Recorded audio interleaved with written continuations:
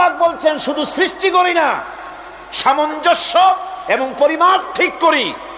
মাপ মতো পাটা সামনে গোড়ালির কাছে নলাটা বসায় দেওয়া হয়েছে, যাতে আপনি চিত না হন, ভুটো হয়ে না পড়েন। সুবহানাল্লাহ কইতে ইচ্ছা করে না?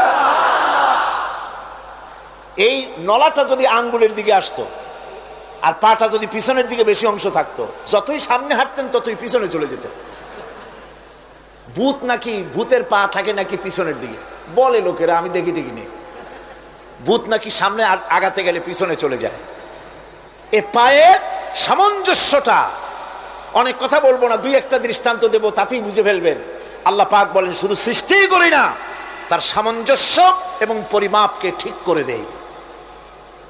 মুরগির বাচ্চা ডিমের থেকে বেরোয়, তারে যদি ওর মায়ের শুদ্ধ যদি আপনি ফালায় দেন, পানির মধ্যে ডুবে মরে যাবে। আর ওর মার চিৎকারের চোটে সারা গ্রামের মানুষ এক জায়গায় হবে। আর হাঁসের ডিম